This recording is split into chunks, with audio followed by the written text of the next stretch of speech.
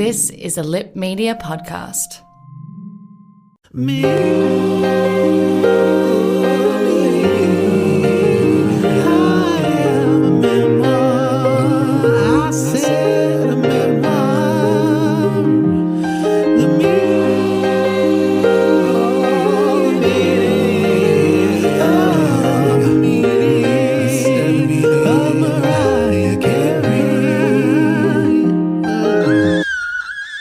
Hello, Lamely. Welcome to another edition of Me. I am a memoir, the meaning of Mariah Carey, preview edition. We haven't even got the book in our hands yet, and there are so many amazing things happening in the world of Mariah. I am Fab, the fabulous Adam Richard. With me is Posh, Phillip Lee Curtis. How are you, delicious? I'm good. How are you? I am wonderful. Let's just jump right into it with some me moments. Oh, some moo moments. God. She's spoiling us, is what she's doing. At the moment. Mariah, it's the flood. Life is one large me moment. Like, if I had a WAP, it would be very juicy right now. If I had a basement, you'd be wading through it. I know. There's so much happening. Me moments. So, a couple of the minor things happening. We got introduced to Roro Diva with a little Save the Day TikTok dance for voting or something in America. Yes. Things we don't understand here in Australia. I know, yeah. We have a Save the Day performance and or music video happening at the women's finals of the US Open. I know, it's very exciting. What are we thinking? Are we thinking it's a pre-recorded performance or another video for the song? Look, what I would love it to be is for Mariah to appear as a hologram. Much like the video clip for the Foreigner cover that she did, I Want to Know What Love Is, where she seemed to be a weird hologram in the middle of a stadium that wasn't also there. With people like photoshopped into, like, it was the weirdest, like, it's a very strange film clip. I don't understand what's going on in it. But it just looks like it's been assembled out of bits and pieces to make it look like there's people in a stadium. It's amazing. Real. It was sort of social distancing before social distancing. It was. You know? It was like Mariah's gone, I would appear at that stadium, but I'm busy. Also, you can't have the fan constantly blowing your hair in a stadium. You can't control that. We do need to talk about that a little later with the Mean Girls quiz. I did notice a bit of breeze indoors. She did the same thing the other day when she was talking to the Today Show. I love it. But, to be honest... What's that droning noise? It's Mariah's fan. It's actually just a human. It's a real person. I have one on now, but I don't have any hair for it to blow. But I just want you to know I'm channeling Mariah realness right now. See, I don't have the fan, but I'm just wisping my hair with my fingers. Well, that's fine. That's finger banging is fine. It's a little wet. It's a little whap right now. Finger hair bang. But no, with the US Open, to be honest, I saw the little preview clip for it, and I am so good with anything that pairs Mariah Carey with Serena Williams. That's all I need in my life. Do you know, I love Serena so much. Like, when I was a gossip reporter once upon a time on the radio, one of my favourite stories ever was, Serena, she's had quite an amazing career, decided to go off and get some training, for a post-tennis career. She went off to do some training for, she's like, well, one day this tennis career will end. I'll need something to fall back on. So she's a qualified nail technician. She can go... See, Mariah is the beauty school. She can do your face. Yes. Serena can do nails. So I was like, who ever could afford this? So I just had this in the back of my head as a bit of weird Serena information. And one day I saw Serena doing the nails of Oprah Winfrey. And I was like, there is the only person who could afford Serena as a nail technician. Oh my God. Where was this? It was just an episode of Oprah towards the end of Oprah's reign of being Oprah. It's just a video. You can see it online of Serena doing Oprah's nails. I'm absolutely looking that up. Nothing happens. I don't really say anything, but just it's transcended. It's like, of course, only Oprah could afford to pay whatever it is Serena's charging for nail technician. It's $4 million a nail. But also, I love French that tip. that's Serena's fallback position. It's like, yeah, what? Like this tennis might not last. I've got to have a trade to fall back on. That's so true. It is. You've got to have something to fall back on. Living her best life. I know. Oh, Pretty sure Serena's going to be fine. Yeah, look, I think she's already kind of looked after herself for the rest of her life. But you know what? Yes, She's always going to have lovely nails. She's always going to have lovely nails. So I am looking forward to the collision of Serena and Mariah. That will be amazing. Absolutely.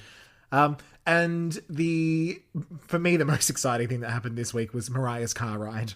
Mariah's car ride? No, what's Mariah's car ride? Mariah was going for a car ride. Just an everyday thing when someone else does it, but when Mariah does it, it's an experience. Yes. And it's just her singing "Save the Day" into her phone and kind of into the visor, mask on, mask off. It's all happening. You have to watch it. She's in the back seat, obviously. I don't know. She's in all of the seats. It's like she's like Alanis Morissette in Ironic. She's just playing. Because I don't know what the laws are like in Victoria. I was going to say in Victoria, you can't even leave the house. So why am I even talking to you about the laws? But in New South Wales, the law is no.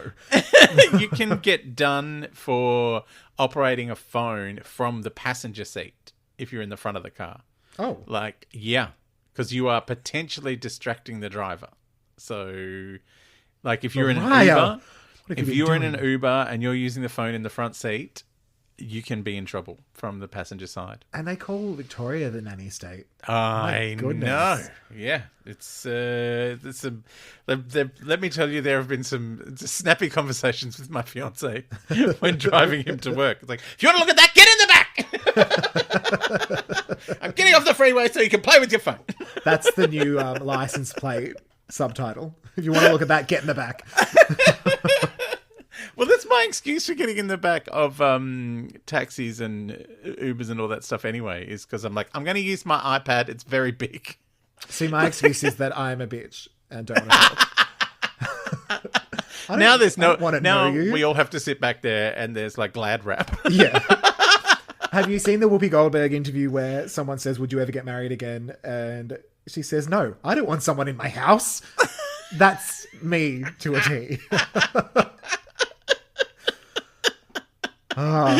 That is true. You're actually loving the lockdown.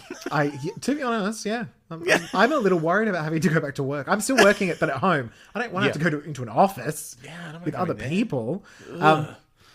Coffee runs. Both literally and figuratively. Where has Posh been for the last hour? Yeah, coffee runs. Yeah, coffee runs. I don't actually drink coffee, just for the record. No, I know. But to get to two of the juicier waps of this week in Mariah, we had the Mean Girls quizzed with Tina Fey. Oh my God. There's a lot to unpack here. It was amazing. It was. So explain to us what happens. What is the quizzed with Tina Fey? I don't know. All I know is it was 3 a.m. I should have been asleep, and this wonderful video popped up on my YouTube, and I watched it twice. Essentially, because I feel like quizzed is a thing, but I don't know that. I think it's just Billboard thing. Sure. Yeah. But I love me some Tina Fey, and I knew that Mariah was obsessed with Mean Girls, and they literally just had a chitty chat. Like Mariah's obsession with Mean Girls is quite evident in her directorial debut as a feature film director in that weird film with Lacey Chabert.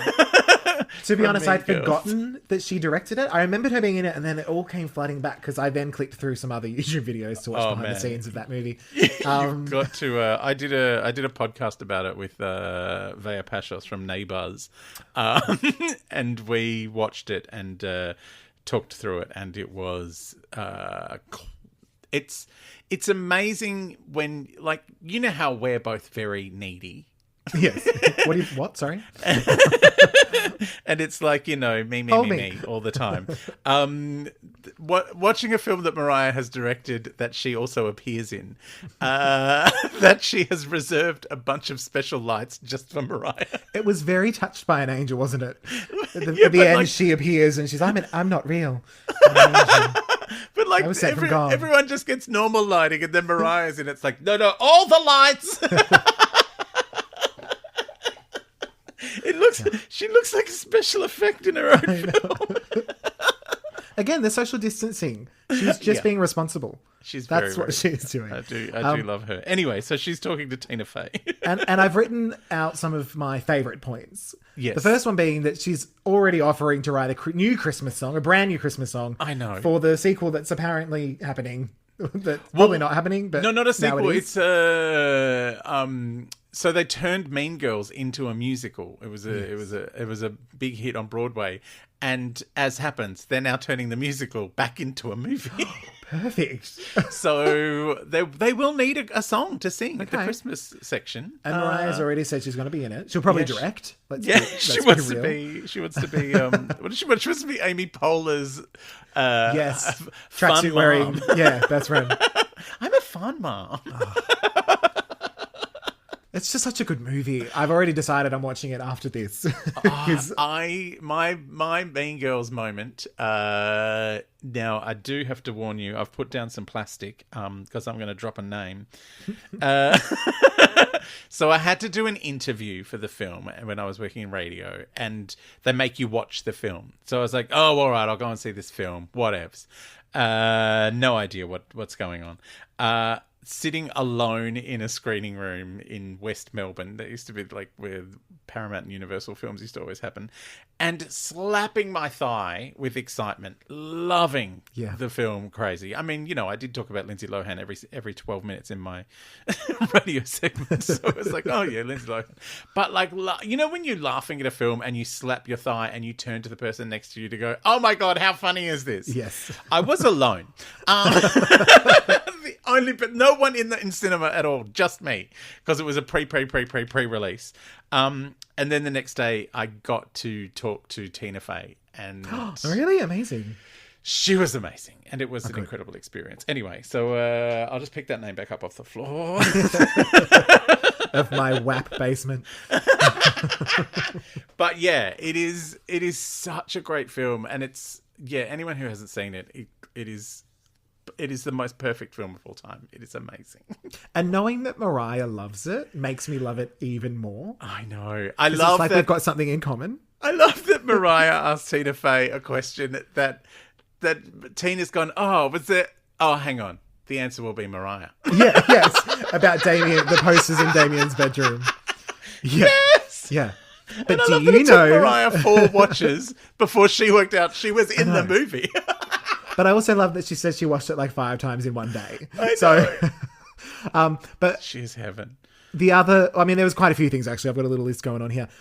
One of my favourite parts was pretending that she didn't know the Christina Aguilera song that Damien sings. That was such an I don't know her moment. I know. And then kind of getting on board with it at the end. But you knew she's like, Tina, I don't like that Christina. All right. She came to my party once, uninvited. So we're not all right there. Another thing that I can relate to with Mariah is her block with math.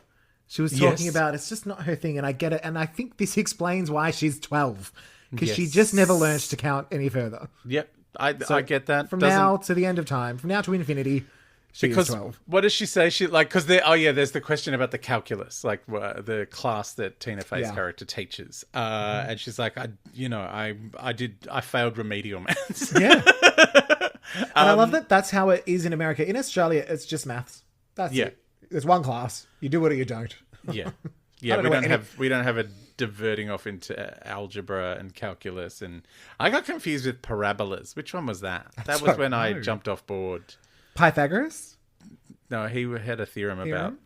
No, there was triangles. You were like, what? No. Like parabolas was way later down the road. Spartacus. I don't know. I have 12th grade Spartacus. I'm Spartacus. But the thing that I think gave me the most sort of insight to Mariah was her sort of talking about wanting to be a Regina. Not actually being a Regina, but kind of going through a phase where, kind of partly due to the childhood she'd had and just wanting to fit in, she went a little Mean Girls Regina on us. And my thought, and I'm hoping that she kind of touches on it in the book a little, maybe not specifically to being a Regina, but I was wondering if that's sort of how she's become the Mariah she is now, who is all about positivity and rainbows and glitter and fun. Yes. Kind of as a reaction to the difficulties of the past. Yeah. I also think part of, like, you know how there's Mariah, obviously the person at home, who we probably never have seen or will see, because, you know, all we see is Mariah with 7 inches of makeup and the fan on while she's having a chat to Tina Fey. I'm like, oh man, the stage managing that has gone into just her having a chat with Tina Fey about Mean Girls. I'm like, I love Mariah so much. Yeah. But I think part of that is, you know, this is the Regina Georgeness. It's like, that's the kind of person I always wish I was. Yeah. You know, that kind of those, because the Mean Girls seem to have an armor about them. Like, they seemed untouchable and invulnerable, even though, you know, we all know underneath there's soft, squidgy people under everyone. But maybe that's the kind of person she's been projecting all these years. Like the, you know, I can only be shot from this angle and no underlighting. And yeah. And because when you actually listen to what she's saying, a lot of the time, it really is quite earnest and down to earth and real. That conversation, like the conversation with Tina Fey, went into some very, very personal areas, which I'm looking forward to in the book, like talking about being kind of kicked out of the musical, like she was meant to be Nancy and Oliver, and I was like, no. And the reasons she was why smoking and that was. I know the smoking gagged me. I was like, Mariah, but when she said she quit in one day when she started singing, all was forgiven. Well, I remember an interview with her a bazillion years ago, and I suspected there may have been some smoking in her life, possibly some, you know, drinking of alcohol, which can strip the vocal cords. When she was talking about following her mother into opera, and she said, oh, look, I would love to have, but the discipline is something I could not do. Yeah. Because they're like, as much as she has to protect her vocal instrument, opera singers are barely allowed to ask for change at the shops. They just stare at you till you give them cash. Yeah. Well, I worked with, like, you know, when I was a team captain on Specs and Specs, we had a few opera singers on, and one of you them, were on that show? Yeah, I was a team captain on the season 8 that they never repeat on ABC 2. And look, anyway, Emma Matthews, opera singer. Oh, let me pick up that name that I've dropped. She's the one from the Wiggles, yeah? Yeah. So she had just recorded an album with I think the Hobart Symphony Orchestra. And I was like, you know, you project as an opera singer. Like, how do you sing? Like, most singers sing right into the microphone. Like, where do they put the mics when you're recording this kind of an album? And she said, oh, they put them in the dress circle. And I'm like, really? What now? You're singing to the dress circle? Oh my God. And I love that she said it like it's just so normal. Yeah, like, she's an opera singer. And then I'm like, would you put it? Oh, and that was one of those moments where something Mariah had said in an interview 10 years earlier came back to me and like having this conversation with, you know, a soprano going, oh, I see. I see why Mariah's gone, I don't have the discipline for that. Yeah. Can you imagine if Mariah recorded her albums from the dress circle? I kind of can, actually. Yeah. On a chaise lounge. There was another interview with her I read with her once, and someone said, oh, you know, you're not hitting all the notes you used to in the old days. And she's like, oh, no one wants to hear me shouting for an entire album. I do remember that, actually. Yeah. You've got to have, you know, the ups and downs, the peaks and valleys. Yes. Yeah. Yeah. You've got to have chiaroscuro, as they call it in the art world, light and shade. Is that the CSIRO? Is that that's chiaroscuro. Yeah. I'm aware of that. So anyway, before I derailed. No, but I mean, that was kind of the gist of it for me, the Mean Girls interview. And it's just, like you said, it's whet the appetite for the book. Oh, and it's whet the appetite for me to go back and watch Mean Girls tonight. Oh, immediately. But I think the most exciting thing for me this week was Mariah dropping 900 million vinyls.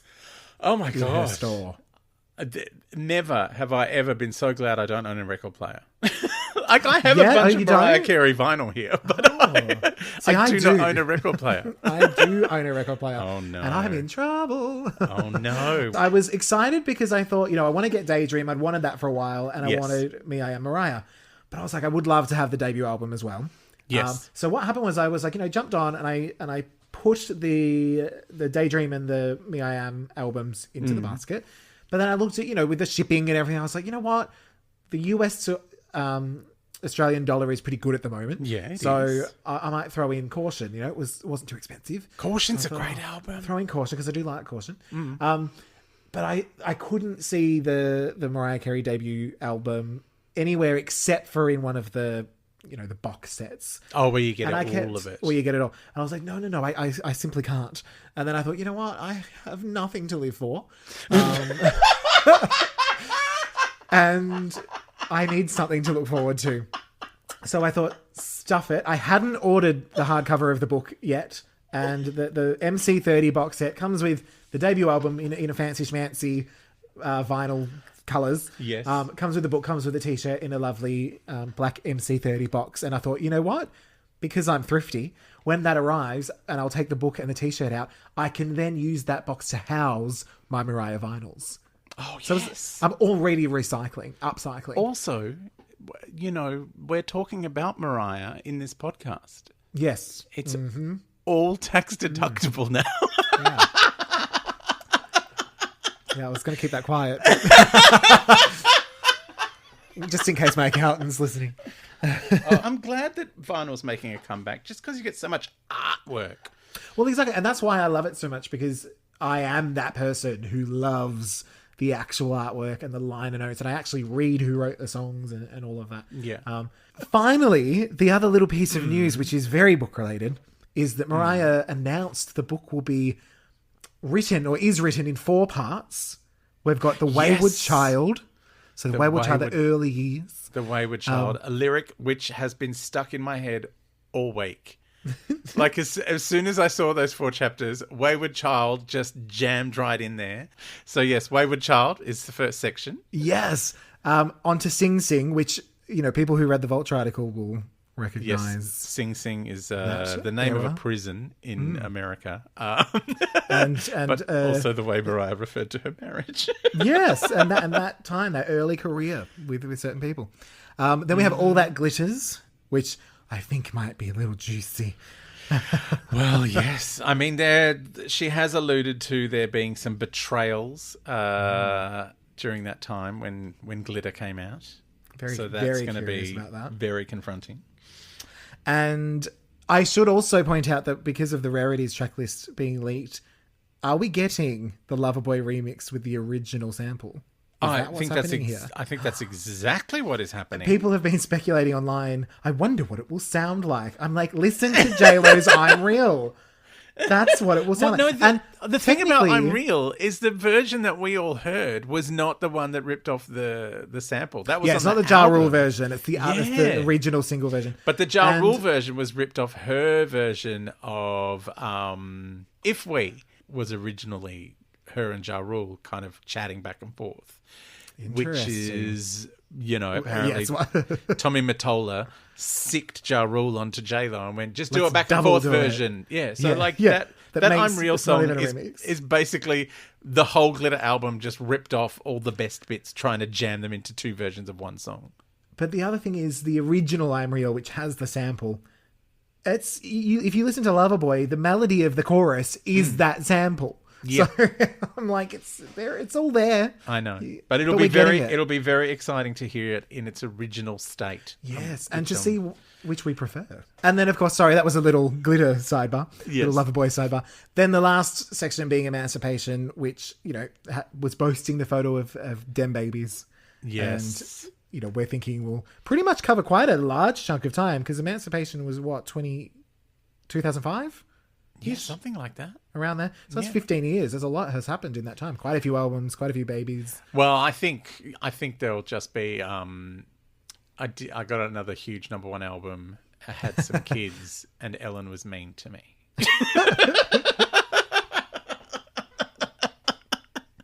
Pretty much. Yeah. I've written the book. It's done. I'm so excited. It's going to be so much fun. Do Oh, you think there'll be a chapter about Mariah writing the book?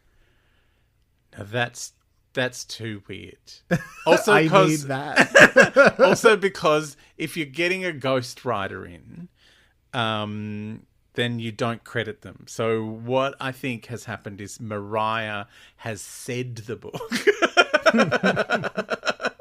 to this other person, who is getting a full credit, who we will talk about probably quite a bit when the book comes out. Yeah. So are we going to dig into her back catalogue? What's she done before? I'm going to dig into all back catalogues.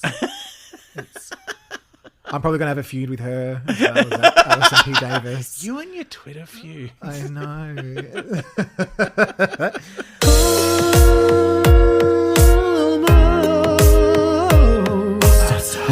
At the end of the podcast. Podcast, baby. Almost there, almost home. You could probably say, but you won't because of copyright. Tell us how many you things. feel. Like, if you have enjoyed Mariah's foray into Mean Girls Land, if you are excited about the book, if you think that we're awful people and need to burn in a fire, please let us know. I am a memoir at gmail.com. Or also you can get us on the Twitter and the Instagram at I am a memoir. All of those places. So yes, All of the places. hit us up, please. I think that brings us to the end of Mariah Mimi Moments this week. Very exciting. Posh, it's been wonderful as always. And It's always wonderful. even though we weren't going to do these things weekly, if Mariah keeps hitting us with these bombshells and incredible Mimi moments, I'll probably see you very soon. Absolutely. Yeah. Mariah Mimi slapping us in the face. Well, let's go get whopped. Oh, I'll see you in the basement. Okay. Bye, Lamley. Bye, Lamely. Bye, Posh. Me.